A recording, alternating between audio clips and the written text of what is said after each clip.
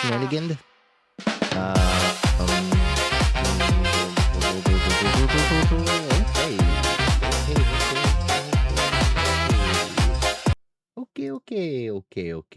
Okay. Hello. Okay. Hello. Welcome to Wednesday. Wednesday, June the 17th. Okay. And our continuing mission to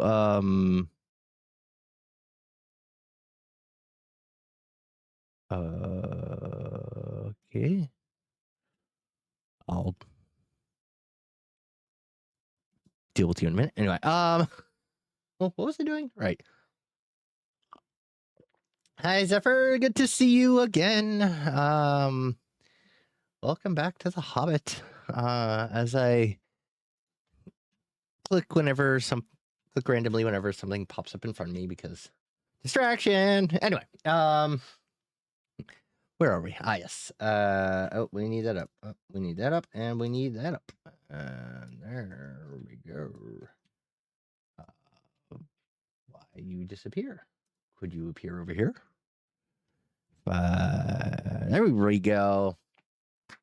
All right. Welcome back to The Hobbit. Sorry, I was a little delayed in getting started, but I think we managed to find our times. We've got drink. We've got Hobbit. I'm actually going to switch these up here for a second. So there we go. That's a little closer, easier for me to see. And I think we are good to go. Let's see. Let me make sure we have everything we need going. Audio looks good. It looks a little good. I'll bump this up just a tad.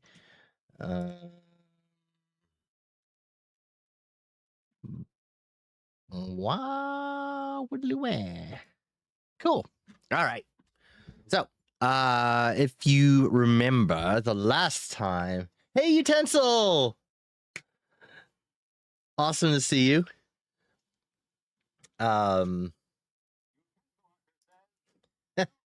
You. Good to see you, Utensil. Thanks for joining back in for our next chapter of The Hobbit. If you remember last time, they had just found the secret door on the side of the Lonely Mountain. And so that had opened up before them. And I'm doing pretty good. How are you doing? You know, it's the usual busy days. But otherwise doing pretty good. I hope you are doing well as well. Yes. So let us begin chapter 12. We're cruising along, aren't we? Okay. Chapter 12. Inside information. For a long time, the dwarves stood in the dark before the door and debated, at least until at last Thorin spoke. Now is the time for our esteemed Mr. Baggins, who has proved himself a good companion on our long road, and a hobbit full of courage and resource, far exceeding his size, and, if I may say so, possessed of good luck far exceeding the usual allowance. Now it is time for him to perform the service on which he has for which he has been included in our company. Now is the time for him to earn his reward.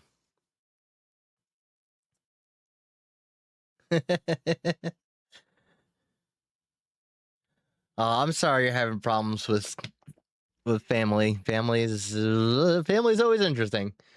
Never makes for a boring time. Let's just say that. Yeah.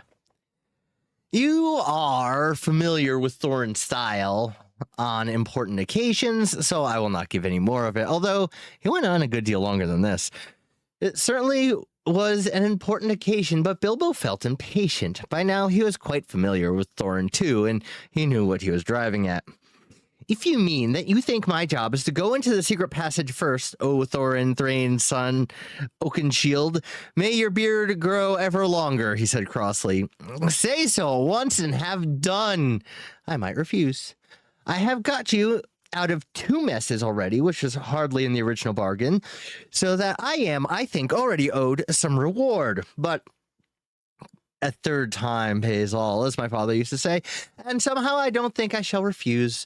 Perhaps I've begun to trust my luck more than I used to in the old days. He meant last spring before he left his own house, but it seems centuries ago. But anyway, I will go and have a peep at once and get it all over. Now, who's coming with me? He did not expect a course of volunteers, so he was not disappointed. Philly and Killy looked uncomfortable and stood on one leg, but the others made no pretense of offering, except old Balin, the lookout man, who was rather fond of the Hobbit. He said he would come inside at last, and perhaps a bit of the way, too, ready to call for help if necessary.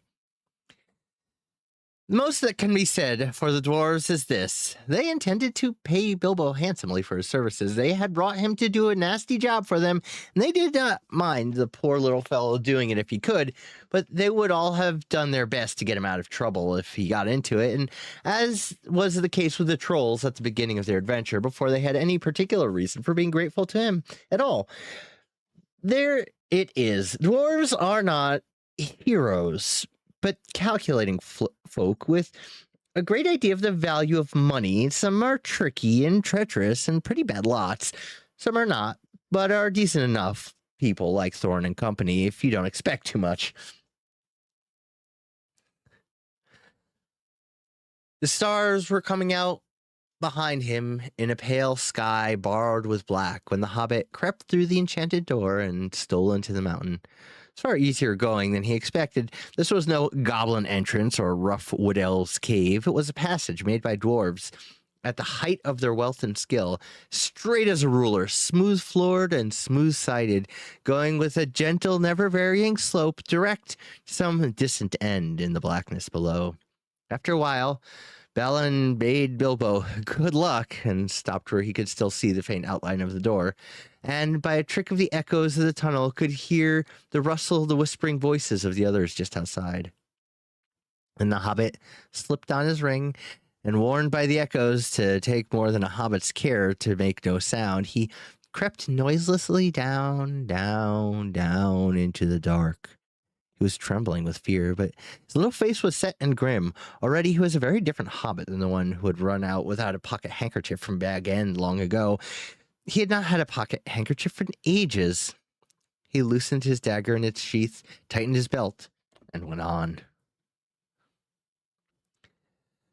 Now you are in for it at last, Bilbo Baggins, he said to himself. You went and put your foot right in it that night of the party, and now you've got to pull it out and pay for it. Dear me, what a fool I was and am, said the least tokish part of him. I have absolutely no use for dragon-guarded treasures, and the whole lot could stay here forever if only I could wake up and find this beastly tunnel was my own front hall at home. He did not wake up, of course, but went still on and on till all sign of the door behind him had faded away. He was altogether alone. Soon he thought it was beginning to feel warm. Is that kind of a glow I seem to see coming right ahead down there? He thought. It was. And he went forward. It grew and grew till there was no doubt about it. It was a red light, steadily getting redder and redder. Also, it was now undoubtedly hot in the tunnel. Wisps of vapor floated up and past him as he began to sweat. A sound, too, began to throb in his ears, a sort of bubbling like the noise of a large pot galloping on the fire, mixed with the rumble of a gigantic tomcat purring. This grew to the unmistakable gurgling noise of some vast animal snoring in its sleep, down there in the red glow in front of him. It was at this point that Bilbo stopped. Going on from there was the bravest thing he ever did. The tremendous things that happened afterwards were as nothing compared to it. He fought the real battle in the tunnel alone before he ever saw the vast danger that lay in wait. At any rate, after a short halt, he did go, and you can picture him coming out the end of the tunnel and opening much the same size and shape as the door above. Though it peeps the hobbit's little head, through it peeps the hobbit's little head. Before him lies the great bottommost cellar of the dungeon hall of the ancient dwarves, right at the mountain's root. It was almost dark, so its vastness could only be dimly guessed. But rising from the near side of the rocky floor, there was a great glow, the glow of Smaug. There he lay, a vast red golden dragon fast asleep.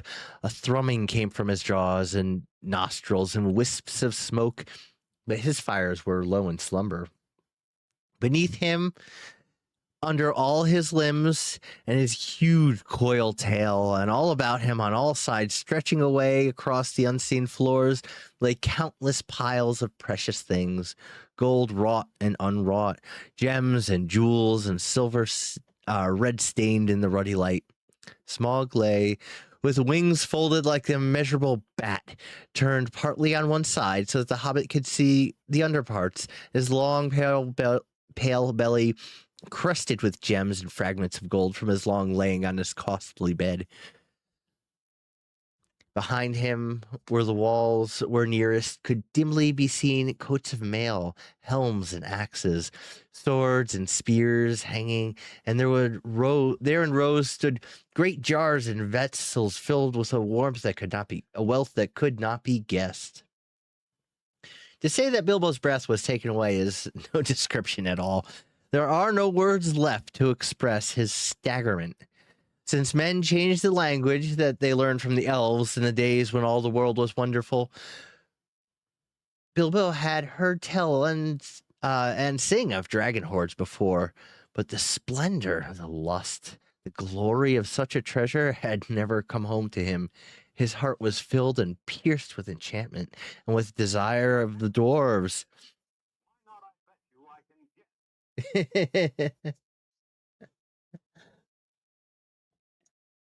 Yeah. I can guess why the way the description of such wealth is just unfathomable. His heart was filled and pierced with enchantment and the desire of dwarves as he gazed motionless, almost forgetting the frightful guardian, at the gold beyond price and count. He gazed for what seemed an age before, drawn almost against his will, he stole from the shadow of the doorway across the floor of the nearest edge of the mounds of treasure. Above him, the sleeping dragon lay, a dire menace, even in his sleep. He grasped a great two-handed cup, as heavy as he could carry, and cast one fearful eye upwards.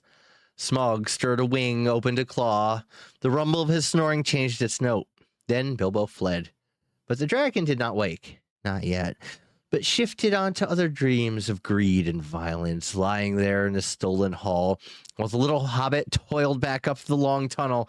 His heart was beating, and more fevered shaking was in his legs than when he was going down, but he clutched the cup, and his chief thought was, "I've done it. This will show them. More like a grocer than a burglar, indeed. Well, we'll hear no more of that." Nor did he. Balin was overjoyed to see the hobbit again, and as delighted as he was surprised. He picked Bilbo up and carried him out into the fresh air. It was midnight, and the clouds had covered the stars, but Bilbo lay with his eyes shut, gasping and taking pleasure in the feel of the fresh air again, and hardly noticing the excitement of the dwarves, or how they praised him and patted him on the back and put themselves and all their families for generations to come at his service. The dwarves were still passing the cup from hand to hand and talking delightedly of the recovery of their treasure, when suddenly a vast rumbling woke in the mountain beneath, as if there was an old volcano that had made up its mind to start eruptions once again. The door behind them was pulled nearly to and blocked from closing with a stone, but up the long tunnel came dreadful echoes from far below in the depths, of a bellowing and tramping that made the ground beneath them tremble. Then the dwarves forgot their joy and their confident boasts of a moment before, and cowered in fright. Smaug was still to be reckoned with. It does not do to leave a live dragon out of your calculations. I don't know. I have not actually seen the movie version of this. I have seen the movie version of The Lord of the Rings, and they did a very good job, although it wasn't a perfect, one-to-one. They did do a very good job with it. I've heard The Hobbit was less good. And I believe the reason is that they tried to make 3 movies out of 1 book, when they had made 3 movies out of 3 books for The Lord of the Rings. And so I think they sort of stretched their material a little, shall we say, to make it fit the runtime they were going for. So I've seen clips from it. And again, this is all secondhand. I haven't actually seen it. I've seen clips from it, and man, the Smaug looks great in those clips. Looks amazing. yeah, those movies are just great on spectacle. Like they really nailed that piece. Like I said, I haven't seen the Hobbit movies. I've just heard rumors back and forth. Anyway, that was just what I've heard secondhand, though. Yes. So I think that's a quote to take into your life in general. It does not do to leave a live dragon out of your calculations, if you live near him. Dragons may not have much real use for all their wealth, but they know it to announce as a rule, especially after long possession, and Smaug was no exception. He had passed from an easy dream in which a warrior, altogether insignificant in size, but provided with a bitter sword and a great dose of courage, figured most unpleasantly, to a doze, and from a doze to a wide waking. There was a strange breath of air in his cave. Could it be a draft from that tiny hole? He had never felt quite happy about it, though it was so small. Now he glared at it in suspicion and wondered why he had never blocked it up. Of late, he half fancied he had caught the dim echoes of a knocking sound from far above that came down through into his lair. He stirred and stretched forth his stiff neck, and then he missed the cup. Thieves, fire, murder! Such a thing had not happened since he first came to the mountain. His rage past description. The sort of rage is only seen when rich folk that have more than they can enjoy suddenly lose something they've had a long time, but never before used or wanted. His fire belched forth. The hall smoked. He shook the mountain roots. He thrust his head in vain at the little hole, and then coiling his length together, roaring like thunder underground, he sped from his deep lair through the great door, out to the huge passages of the mountain place, and up towards the front gate. To hunt the whole mountain till he had caught the thief and had torn and trampled him was his one thought. He issued from the gate. The waters rose in fierce whistling steam as he soared, blazing into the air, and settled on the mountain top as a spout of green and scarlet flame. The dwarves heard the awful rumor of his flight, and they crouched against the walls of the grassy terrace, cringing under boulders, hoping somehow to escape the frightful eyes of the hunting dragon. There they would all have been killed if it had not been for Bilbo, once again.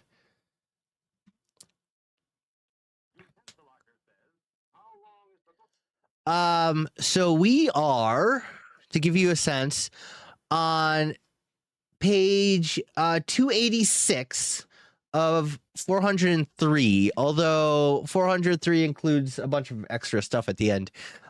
So we are on chapter 7, chapter 12 of 19. So there are 7 more chapters to go after this. But the chapters aren't very, very long, so.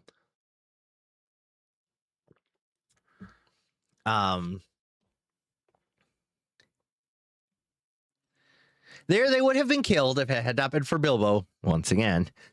Quick, quick, he gasped. To the door, the tunnel. It's no good here. Roused by these words, they were just about to creep inside the tunnel when Bifur gave a cry. My cousins, Bombur and Bofur, we've forgotten them down in the valley. They will be slain and all our ponies too, and all our stores lost, moaned the dwarves. We can do nothing. Nonsense, said Thorin, recovering his dignity. We cannot leave them. Get inside, Mr. Baggins and Balin. And you two, Philly and Killy. The dragon shan't have all of us. Now you others, where are the ropes? Be quick. These were perhaps the worst moments they had been through yet. The horrible sounds of Smaug's anger were echoing in the stony hollows far above. At any moment he might come blazing down or fly whirling round and find them here, near the perilous cliff's edge, hauling madly on the ropes. Up came Bofur, and still all was safe. Up came Bombur, puffing and blowing, while the ropes creaked, and all was safe. Up came some tools and bundles and stores, and then the dragon was upon them. A whirring noise was heard. A red light torched the points of the standing rocks. The dragon came. They barely had time to fly back into the tunnel, pulling and dragging their bundles, when Smog came hurtling from the north, licking the mountain sides with flame, beating his great wings with a noise like roaring wind. His hot breath shriveled grass before the door and drove through the crack that they had left and scorched them as they hid. Flickering fires leapt up, and the black rock shadows danced. Then darkness fell as he passed again. The ponies screamed with terror, burst their ropes, and galloped wildly off. The dragon swooped and turned to pursue them, and was gone. That'll be the end of our poor beast, said Thorin. Nothing can escape Smog once he sees it. Here we are, and here we shall have to stay, unless anyone fancies tramping up the long open miles back up the river with Smog on watch. It was not a pleasant sight. It was not a pleasant thought. They crept further down the tunnel, and there they lay and shivered, though warm and stuffy, till dawn came, pale through the crack in the door. Every now and again, through the night, they could hear the roar of the flying dragon grow and pass and fade as he hunted round and round the mountainsides. He guessed from the ponies and from the traces of the camps he had discovered that men had come up the river and the lake and had scaled the mountainside from the valley where the ponies had been standing. But the door withstood his searching eye, and the little high-walled bay had kept out his fiercest flames. Long he had hunted in vain till the dawn chilled his wrath, and went back to his golden couch to sleep and gather new strength. He would not forget or forgive the theft, not if 1,000 years turned him to smoldering stone, but he could afford to wait.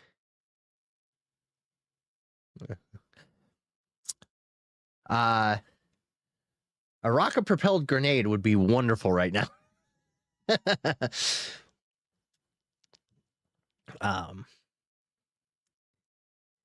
Slow and silent, he crept back to his lair and half closed his eyes.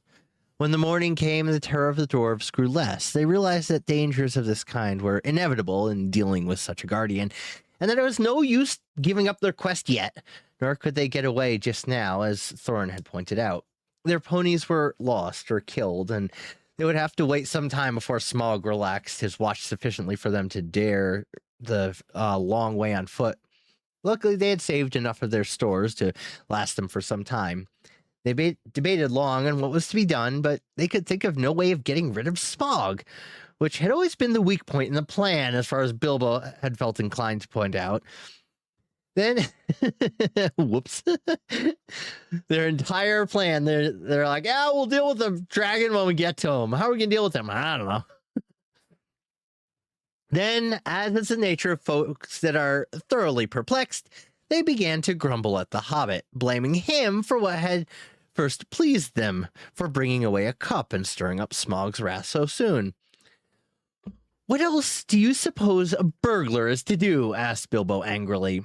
I was not engaged to kill dragons, that is a warrior's work, but to steal treasure. I made the best beginning I could. Did you expect me to trot back with the whole horde of Thror on my back? If there is any grumbling to be done, I think I might have a say. You ought to have brought 500 burglars, not one. I'm sure it reflects great credit on your grandfather, but you cannot pretend you ever made the vast extent of his wealth clear to me. I should want 100 years to bring it all up. If I was 50 times as big and Smog was as tame as a rabbit. After that, of course, the dwarves begged his pardon. What then do you propose we should do, Mr. Baggins? Asked Thorin politely. I have no idea at the moment if you mean about removing the treasure. That obviously depends entirely on some new turn of luck and getting rid of Smog. Getting rid of dragons is not my line, but I will do my best to think about it. Personally, I have no hopes at all, and I wish I was safe back at home.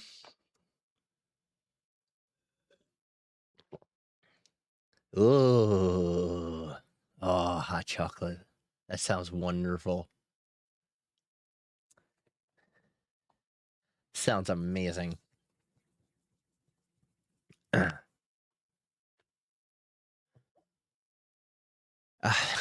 Never mind that for a moment.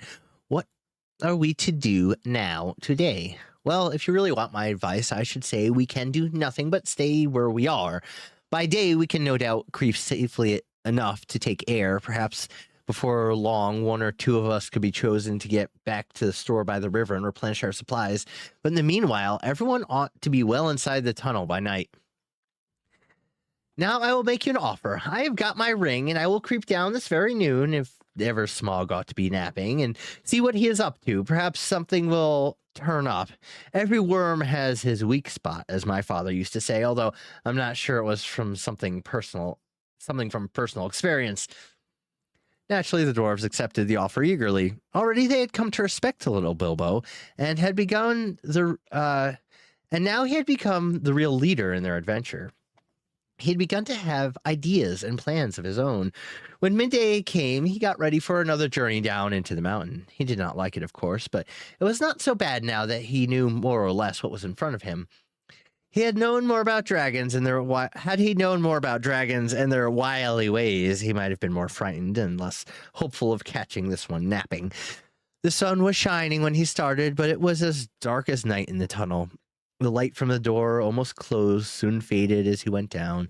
So silent was his going that smoke on a gentle wind could hardly have surpassed it, and he was inclined to feel a bit proud of himself as he drew near the lower door.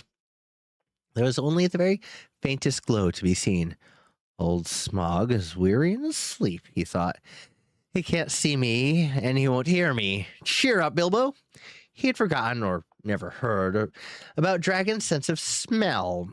It is also an awkward fact that they can keep half an eye open while watching while they are asleep. They are suspicious. Smog certainly looked fast asleep, almost dead and dark, and scarcely a snore, more than a whiff of unseen steam, when Bilbo peeped once more from the entrance. He was just about to step out onto the floor when he caught a sudden thin and piercing ray of red from under the drooping lid of Smog's left eye. He was only pretending to be asleep. He was watching the tunnel entrance. Hurriedly, Bilbo stepped back and blessed his luck for his ring. Then Smog spoke. "Well, thief, I smell you and I feel your air. I hear your breath. Come along, help yourself again. There's plenty and to spare." But Bilbo was not quite so unlearned of dragon lore as all that, and if Smog hoped to get him to come nearer so easily, he was disappointed. "No, thank you, Smog the Tremendous," he replied. "I did not come for your presence. I only wished to have a look at you and see if you were not truly as great as the tales say. I did not believe them."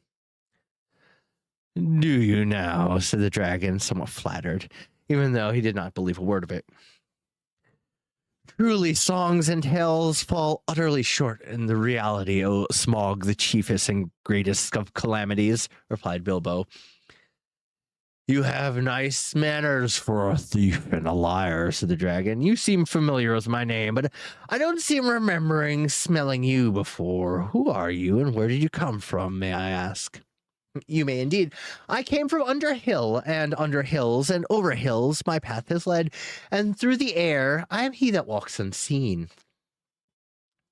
"So I can well believe," said Smog, "but that is hardly your usual name. I am the clue finder, the web cutter, the stinging fly. I was chosen for the lucky number." "Lovely title," sneered the dragon, "but luckily numbers don't always come off." "I am he that buries his friends alive and drowns them and draws them back alive again from the water. I came from the end of a bag, but no bag went over me." "You don't sound so credible," scoffed Smog. "I am the friend of bears and the guest of eagles. I am the ring winner and the luck wearer. I am the barrel rider," went on Bilbo, beginning to be pleased with his riddling. "That's better," said Smog, "but don't let your imagination run away with you." This, of course, is the way to talk to dragons if you don't want to reveal your proper name, which is wise, and don't want to infuriate them by flat-out refusal, which is also very wise. No dragon can resist the fascination of riddling talk and of wasting time trying to understand it. There was a lot here which Smog did not understand at all, although I expect you do, since you know all about Bilbo's adventures to which he was referring, but he thought he understood enough, and he chuckled in his wicked inside. I thought so last night, he smiled to himself. Lakemen, some nasty scheme of those miserable trading lakemen, or I'm a lizard. I haven't been down that way for an age, but I will alter that. Very well, oh Barrel Rider, he said aloud. Maybe Barrel was your pony's name, or maybe not, though it was fat enough. You may walk unseen, but you did not walk all the way. Let me tell you, I ate 6 ponies last night, and I shall catch and eat the others before long. In return for your excellent meal, I will give you one piece of advice for your good. Don't have more to do with dwarves than you can help. Dwarves, said Bilbo in pretend surprise. Don't talk to me, said Smaug. I know the smell and taste of dwarf. No one better. Don't tell me I can eat a dwarf-ridden pony and not know it. You'll come to a bad end if you go with such friends, thief Barrel Rider. I don't mind if you go back and tell them so for me. But he did not tell Bilbo that there was one smell he could not make out at all. Hobbit smell. It was quite outside his experience and puzzled him mightily. I suppose you got a fair price for that cup last night, he went on. Gone now, did you? Nothing at all? Well, that's just like them. And I suppose they're skulking outside, and your job is to do all the most dangerous work and to get what you can when I'm not looking for them. And you'll get a fair share. Don't you believe it? If you get off alive, you will be lucky. Bilbo was now beginning to feel really uncomfortable. Whether Smaug's roving eye, seeking him in the shadows, flashed across him, he trembled and had an unaccountable desire to seize hold of him, to rush out and reveal himself, and tell the truth to Smaug. In fact, he was in grievous danger of coming under the dragon's spell. But, plucking up his courage, he spoke again. You don't know everything, O Smaug the Mighty, said he. Not gold alone brought us hither. Ha ha, you admitted the us, laughed Smaug. Why not say us 14 and be done with it, Mr. Lucky Number? I am pleased to hear you had other business in these parts besides my gold. In that case, you may perhaps not altogether waste your time. I don't know if it had occurred to you that even if you did... sorry. Wrong voice there. I don't know if it has occurred to you that even if you could steal gold bit by bit as a matter of 100 years or so, you could not get to very far. Not much use on the mountainside, not much use in the forest. Bless me. Have you never thought of a catch? A 14th share, I suppose, or something like it. Those were the terms, eh? What about delivery? What about cartage? What about armed guards and trolls? And Smaug laughed aloud. He had a wicked and a wily heart, and he knew his guesses were not far out, although he suspected that the lakemen were at the back of the plans, and most of the plunder was meant to stop there in the town by the shore that in his younger days had been called Esgaroth. You will hardly believe it, but poor Bilbo was really taken aback. For all his thoughts and energies had been concentrated on getting to the mountain and finding the entrance. He had never bothered to wonder how the treasure was to be removed, certainly never how any part of it that might fall to his share was to be brought back at all the way to Bag End Underhill. And now, a nasty suspicion began to grow in his mind.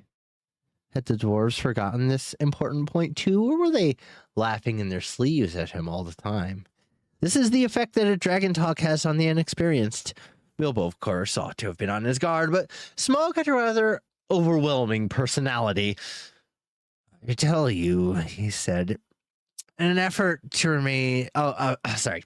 I keep doing the wrong voices. I tell you, he said in an effort to remain loyal to his friends and to keep his end up, that gold was only an afterthought with us. We came over hill and under hill by wave and wind for revenge. Surely, O Smaug, the unassailably wealthy, you must realize that your success has made you some bitter enemies. Then Smaug really did laugh, a devastating sound which shook Bilbo to the floor, while far above in the tunnels the dwarves huddled together and imagined that the hobbit had come into a sudden and nasty end.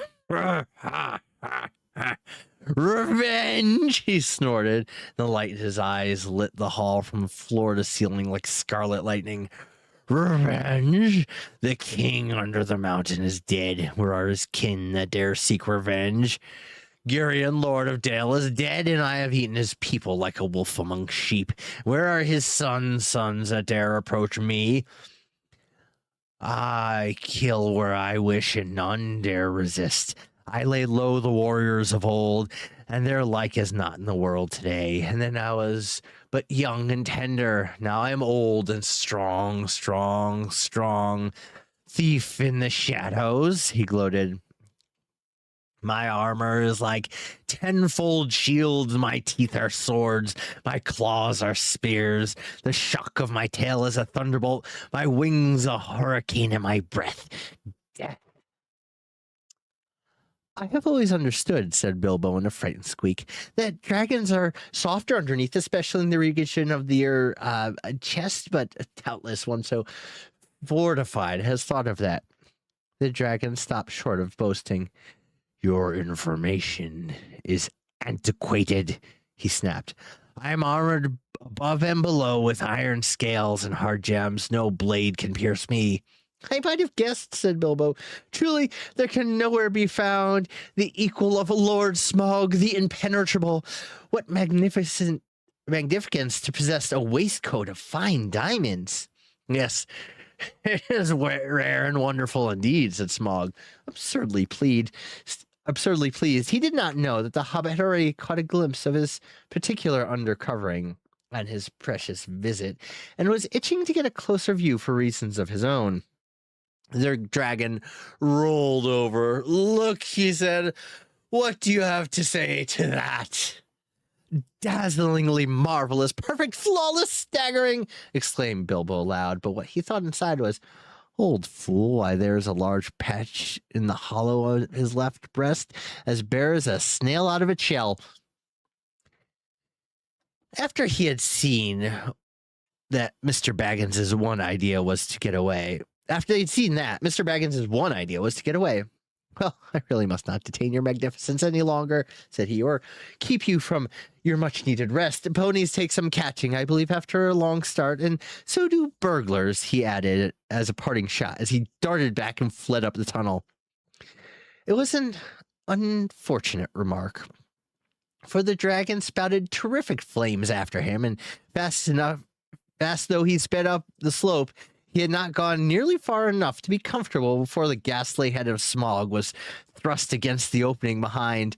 Luckily, the whole head and jaws could not squeeze in, but the nostrils sent forth fire and vapor to pursue him. He was nearly overcome and stumbled blindly and in great pain and fear. He had been feeling rather pleased with his cleverness of this conversation with Smaug, but his mistake at the end shook him into better senses. Never laugh at live dragons, Bilbo, you fool, he said to himself, and it became his favorite saying in his later and passed into a proverb. You aren't nearly through this adventure yet, he added, and that was pretty well true.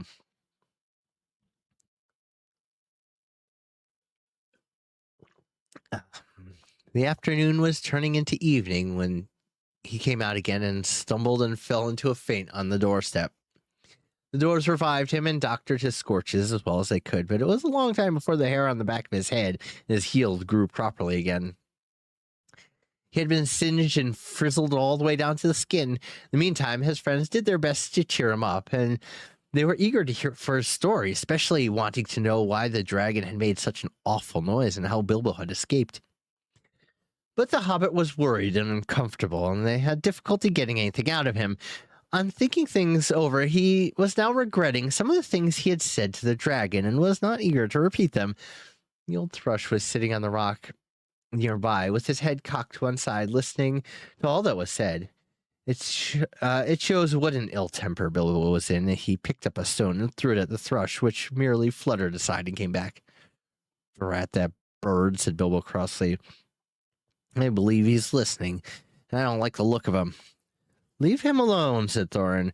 The thrushes are good and friendly, and this is a very old bird indeed, and is maybe the last left of an ancient breed that used to live here, tame in the hands of my father and grandfather. They were a long-lived and magical race, and this might be one of those that were alive then, a couple of 100 years ago or more. The men of Dale used to have a trick of understanding their language and used them for messengers to fly to the men of the lake and elsewhere. Well, he'll have news to take to Lake Town, all right, if that's what he's after, said Bilbo. Although, don't suppose there are any people left that trouble with thrush language. Why, what happened? Cried the dwarves. Do get on with your tale. So Bilbo told them all he could remember, and he confessed that he had a nasty feeling that the dragons guessed too much from their riddles and added to camps and ponies. I'm sure he knows we came from Lake Town and had help from there, and I have a horrible feeling that his next move may be in that direction. I wish to goodness I'd never said anything about Barrow Rider. We've been even a blind rabbit in these parts to think of the lake man. Well, it cannot be helped, and it's difficult not to slip in talking to a dragon, or so I've heard, said Balin, anxious to comfort him. I think you did very well, if you ask me. You found one very useful thing at any rate, and got home alive, and that is more than most of us can say who have had words with the likes of Smaug. Excuse me. It may be a mercy and a blessing yet to know of the bear patch in the old worm's diamond waistcoat. That turned the conversation. They had all been discussing dragon slayings, historical, dubious, and mythical, and the various sorts of stabs and jabs and undercuts, and the different arts, devices, and stratagems by which they had been accomplished. The general opinion was that catching a dragon napping was not as easy as it sounded, and the attempt to stick one or prod one to sleep was more likely to end in disaster than a bold frontal attack. All the while they talked, the thrush listened, until at last, when the stars began to peep forth, it silently spread its wings and flew away. All the while they talked, the shadows lengthened, and Bilbo became more and more unhappy, and his foreboding grew. At last he interrupted them. I am sure we are very unsafe at this point, he said, and I don't see the point of sitting here. The dragon has withered all the pleasant green, and anyway the night has come and it is cold. But I feel in my bones that this place will be attacked again. Smaug knows how I came down into the hall, and you can trust him to guess where the other end of the tunnel is. He will break the side of the mountain to bits, if necessary, to stop our entrance. If we are smashed with it, the better. He will take it. He will like it. You are very gloomy, Mr. Baggins, said Thorin. Why has not Smaug blocked the lower end, then, if he is so eager to keep us out? He has not, or we should have heard him. I don't know, because first he wanted to try and lure me in again, I suppose, and now perhaps he's waiting until after tonight's hunt, or because he does not want to damage his bedroom if he can help it. But I wish you would not argue. Smaug will be coming at any minute now, and our only hope is to get well in the tunnel and shut the door. He seemed so much in earnest that the dwarves at last did as he said, although they delayed shutting the door. It seemed a desperate plan, for no one knew whether or how they could get it open again from the inside, and the thought of being shut in a place from which the only way out led through a dragon's lair was not one they liked. Also, everything seemed quite quiet, both outside and down the tunnel, so for a longish while they sat not far inside from the half-open door and went on talking. The talk turned to the dragon's wicked words about the dwarves. Bilbo wished he had never heard them, or at least he could feel quite certain that the dwarves were now absolutely honest, that they declared that they had never thought at all what would happen to the treasure that had been won. We knew it would be a desperate venture, said Thorin, and we know that still, and I think when we have won, it will be time enough to think about it. As for your share, Mr. Baggins, I assure you we are more than grateful, and you shall choose your own 14th as soon as we have anything to divide. I'm sorry if you are worried about the transport, I admit. Their difficulties are great. The lands have not become less wild with the passing of time, rather the reverse, but we will do whatever we can for you and take our share of the cost when the time comes. Believe me or not, as you like. From that, the talk turned to the Great Horde itself and to the things that Thorin and Balin remembered. They wondered if they were still lying there unharmed in the hall below. The spears that were made for the arms of the great King Baltheron, long since dead, and had thrice forged heads, and their shafts were inlaid with cunning gold, but they were never delivered or paid for. The shields made for warriors long dead, the great golden cup of Thror, two-handled, hammered, and carved, two-handed, hammered, and carven with birds and flowers whose eyes and petals were jewels. Coats of mail gilded and silvered and impenetrable. The necklace of Gilderon, Lord of the Dale, made of the 500 emeralds of green as emeralds green as grass, which gave for the arming of he gave for the arming of his eldest son, in a coat of dwarf-linked rings, the likes of which had never been made before, for it was wrought of pure silver with the power and strength of triple steel.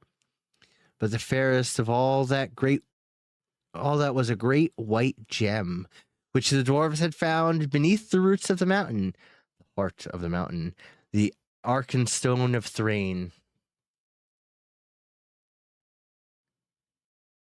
Yeah, right? Just eat the dragon. I like your approach. Go down with a knife and fork and go at the dragon. The Arkenstone. Thor murmured Thorin in the dark, half dreaming with his chin upon his knees. It was like a globe with 1,000 facets. It shone like silver in the firelight, like water in the sun, like snow under the stars, like rain upon the moon. But the enchanted desire of the horde had fallen from Bilbo. All through their talk, he was only half listening to them. He sat nearest the door with one ear cocked for any beginning of the sound without. His other was alert for echoes beyond the murmurs of the dwarves, for any whisper of movement far below. Darkness grew deeper, and he grew ever more uneasy. Shut the door, he begged. I fear the dragon in my marrow. I like this silence far less than the uproar of last night. Shut the door before it is too late. Something in his voice gave the dwarves an uncomfortable feeling. Slowly, Thorin shook off his dreams, and getting up, he kicked away the stone that wedged the door. Then they thrust upon it and closed it with a snap and a clang. No trace of a keyhole was left on the inside. They were now shut inside the mountain. And not a moment too soon. They had hardly gone any distance down the tunnel when a blow smote the side of the mountain like a crash of battering rams made of forest oaks, and swung by giants. The rock boomed, the walls cracked, and the stones fell from the roofs on their head. What would have happened if the door had still been open? I don't like to think. They fled further down the tunnel, glad to be alive, while behind them, outside, they heard the roar and rumble of Smaug's fury. He was breaking rocks to pieces, smashing wall and cliff with lashings of his huge tail, until their little lofty camping ground and the scorched grass and the scorched grass and the thrush's stone and the snail-covered walls, the narrow ledge, and all disappeared into a jumble of smithereens. An avalanche of splintered stones fell over the cliff into the valley below. Smaug had left his lair in silent stealth, quietly soared into the air, and then floated heavy and slow in the dark like a monstrous crow down the wind towards the west of the mountain in hopes of catching unawares something or somebody there and of spying the outlet of the passage the thief had used. This was the outburst of wrath, was when he could find nobody and see nothing there, and even where he guessed the outlet might actually be. After he let off his rage in this way, he felt a little better and thought in his heart that he would not be troubled again from that direction. In the meanwhile, he had further vengeance to take. Barrel rider, he snorted. Your feet came from the water side, and up the water you came without a doubt. I don't know your smell, but if you are not one of the men of the lake, you had their help. They shall see me and remember who is the real king under the mountain. He rose in fire and went away south towards the running river.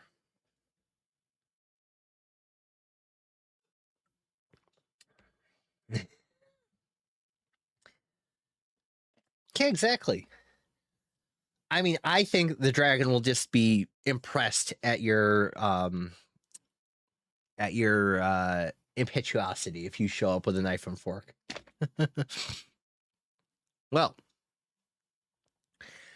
that was a great chapter.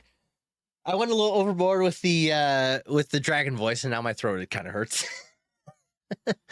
But I hope that was a lot of fun for you guys as well. Man, I don't want to kill my voice. So I have plenty of things to do. Oh, I did want to say this. So just because my voice is kind of killing me, I don't know how much longer we'll stream. I need to. I just have to find a way to do it without hurting my voice. So not. There will be a more formal announcement, but not next week, but the week after, the week of the 28th through the 4th. Actually, probably through the 5th, so I'll go to the 5th. That week, I'm going to do a, what's it called? A charity stream type thing. So we'll do things a little bit different. I'm hoping to have some co-streams with some of the other streamers. Yeah, so I'm just gonna...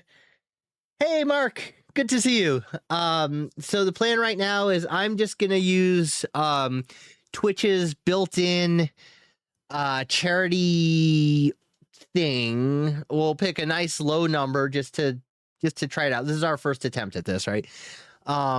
I'm probably going to do the Trevor Project as a charity because it will be the end of June. So the Trevor Project is an outreach program that is aimed at suicide prevention amongst LGBT youth. So the goal is to help people who are kind of in a bad mental health place and to help them avoid suicide. So yeah, so it's a noble goal. If this is successful, as I said, we'll do a relatively low number and see where it goes for our target. If this is successful, we'll start doing them like a semi-annual basis or something, and we'll just kind of pick a different charity each time. Yeah, so I just wanted to try it. I saw that it existed in Twitch. I was like, that seems like a nice thing to do. So again, as of right now, this is a good idea, Fairy, but I've decided to go for that week. So I'm gonna try and come up with some fun things to do for that week that'll help us go. We might have extra streams that week. We might stream for extra long periods of time that week. I still have, like, my grad school to work on, but we'll do what we can to try and press a little bit that week and see if we can raise a little money for charity, because why not? Why not try and do a nice thing? So more on that to come. As for today, in an effort to rest my voice after reading Smog, and like I said, I have to find a better Smog voice just so I don't hurt my throat. I'm not going to read anything else today. I'm sorry. I just don't want to go like full bore on that and just kind of hurt my voice and not be able to read next time. So that was also kind of a longer chapter too. So yes, we will take on chapter 13 when we return next week. And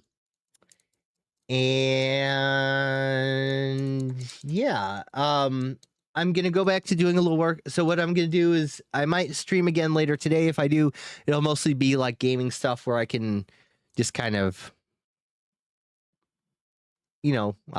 lightly breeze and just talk lightly and play a game or two. So that is what I will do for now. I'm gonna go and grab some food. I will probably come back in, I don't know, maybe 40 minutes to an hour, and I'm just gonna start up a new stream later on when I start my games. So we will end the stream here. As I said, if for those who don't come back for the gaming stream, thank you so much for coming to this. I hope you had a good time with chapter 12 of The Hobbit, where Smaug really comes into his own. Yeah, like I said, more information will come about the week after next, and this grandiose idea that I have of doing. Yes, our next stream will be on Friday. We have our typical Friday high intensity mathematics day. So we will be doing that Friday. The week after next, we will be doing our charity stream idea. So we'll see how well that works. I have absolutely no clue. We're just going to try things and throw everything at the wall and see what sticks. That's the plan. And we'll try and get a few people in on it. I'm hoping to have a stream with Toasty Morsel, have a stream with Gothic, do some silly things. We'll find out something. I'm sure this is not going to be spectabulous, but like I said, hopefully just raise a little money for some an interesting thing, and try and get a bunch of people's, everyone's viewers kind of in on raising a little money for charity. So that's the plan. As I said, for those of you who are interested in some stream, I will do some gaming later on tonight. For now, I am a little hungry as I've had no food, and I would like to go get some. So with that, I bid you all adieu. And I will see some of you back later on this evening. Have a good one, and thank you so much for coming to this chapter of The Hobbit.